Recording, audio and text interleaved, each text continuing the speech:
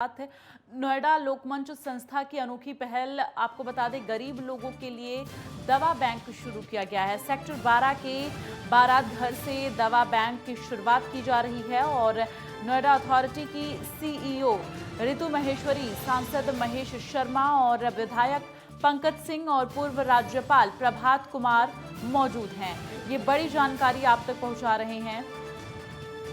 नोएडा लोकमंच संस्था के द्वारा अनोखी पहल शुरू की गई है, जहां लोगों तक, गरीब लोगों तक दवा बैंक उनके लिए शुरू किया जा रहा है ताकि उन तक दवा पहुंच सके। सेक्टर 12 के बारात घर से दवा बैंक की शुरुआत की जा रही है। नोएडा अथॉरिटी की सीईओ रितु महेश्वरी, सांसद महेश शर्मा और विधायक पंकज सिंह और पूर्व राज्यपाल प्रभात कुमार मौजूद हैं।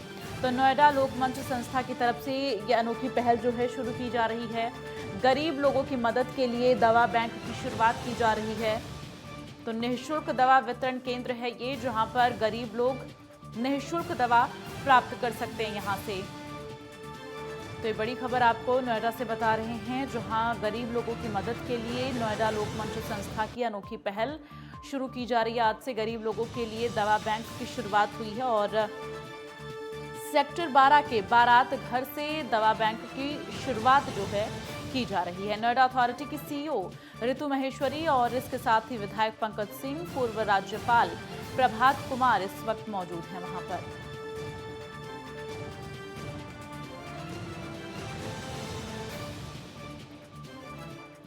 ज्यादा जानकारी के लिए सीधे रुख करेंगे। राजकुमार चौधरी संवाददाता हमारे साथ लाइव जुड़े हुए हैं। राजकुमार, जिस तरह से लगातार गरीब लोगों की मदद के लिए नोएडा लोकमंच संस्था अनोखी पहल की शुरुआत कर रहा है, और क्या कुछ तस्वीरें अभी इस वक्त वहां देखने को मिल रही हैं? बिल्कुल दीप्सी, निश्चित तौर पर, क्योंकि नोएडा हिंदुस्तान का बहुत महत्वपूर्ण शहर माना जाता है और क्योंकि औद्योगिक नगरी होने की वजह से यहाँ पे तमाम जो महत्वपूर्ण संस्थान हैं वो यहाँ पे कार्यरत हैं। हम अपने दर्शकों को दिखाएंगे, ये एक अनोखी पहल नोएडा में शुरू हो रही है। हम सीधे उस बैंक की तरफ चलते हैं जिसका थोड़ी देर में उद्घाटन होगा। उसकी पूरी तैयारियां हो गई हैं और नोएडा में स्थितियां ये हैं कि एक संस्था है लोकमंच, वो यहाँ जो अंतिम निवास है उसका भी संचालन करती है। यहाँ पर जो दवाओं का जो वितरण होगा दीप्सी, वो ये एक काउंटर बना हुआ है। यहाँ एक काउंटर बना हुआ है और ये काउंटर सबसे पहले अगर किसी को दवा की आवश्यकता होगी तो वो आकर यहाँ पे पर्चा दिखाएगा इस काउंटर पर। और ये इस तरफ एक बैंक बना हुआ है, हालांकि इसका भी उद्घाटन नहीं हुआ है, लेकिन हम उसके बावजूद भी अपने दर्शकों को दिखाएंगे। ये यहाँ पे दवाएं हैं, ये वो दवाएं हैं जो लोग कई बार ले लेते हैं, लेकिन कुछ मरीज एक्सपायर हो जाते हैं। उसके बाद इन दवाओं को कहीं ना कहीं डस्टबिन के थ्रू ये लोग कई कचरे में पड़ी हुई दिखती हैं। और इसके बारे में जो जानकारी मिली, उसके जो संस्था के संचालक हैं उन्होंने बताया कि ये जो दवाएं हैं, इन दवाओं को कई बार अंतिम निवास पर जिस तरीके से अंतिम क्रिया के लिए किसी शव को लाया जाता है, उसके साथ कई बार दवा भी आ जाती हैं।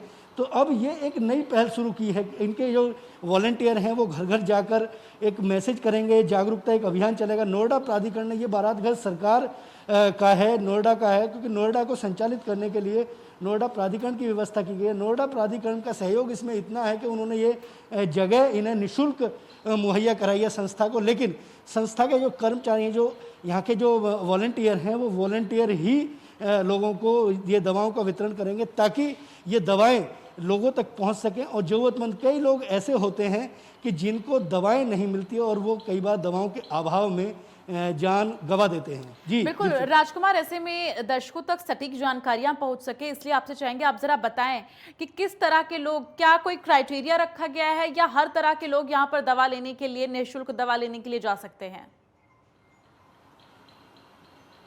लोकमंच संस्था के जो पदाधिकारी हैं, हालांकि वो अभी अपने अतिथियों के, क्योंकि अभी इसकी उद्घाटन से पहले का ये नज़ारा है, हम लोग यहाँ पे मौजूद हैं।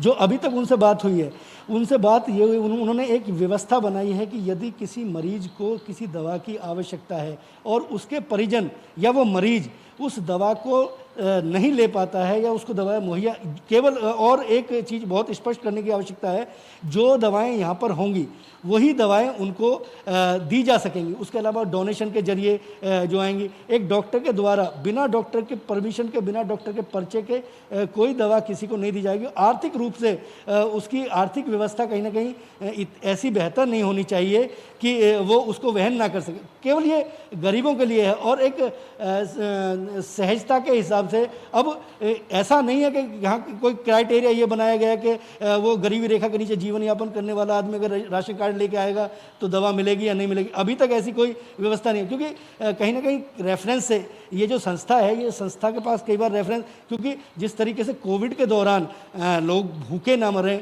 लोगों को भूख से ना तड़पना पड़े, उसके लिए भी संस्था ने उसी तरीके से काम किया। डोनेशन करने के लिए पूर्व राज्यपाल हैं छत्तीसगढ़ के, जो पहले क्षमा कीजिएगा झारखंड के प्रथम राज्यपाल रहे डॉक्टर प्रभात कुमार, क्योंकि नोएडा एक ऐसी जगह है कि यहाँ IAS IPS एक्स बहुत रहते हैं और ये संस्था ऐसी संस्था है, नोएडा की अकेली ऐसी संस्था है जिसमें यहाँ के पूर्व राज्यपाल के अलावा कई कैबिनेट सेक्रेटरी के अलावा राज्यसभा में महासचिव जो रहे योगेंद्र नारायण, वो भी इसके सदस्य हैं और कई प्रोजेक्ट इनके द्वारा चलाए जाते हैं। 5 स्कूलों का ये ऐसे स्कूलों का ये संस्था संचालन कर रही है जो गरीबी रेखा के नीचे जीवन यापन करने वाले बच्चों को शिक्षा वहाँ पे मुहैया करा दी है। और इस जो संस्था है, संस्था से जितने लोग जुड़े हुए हैं, उसके अलावा एक जागरूकता अभियान चलाया जाएगा पूरे नोएडा में।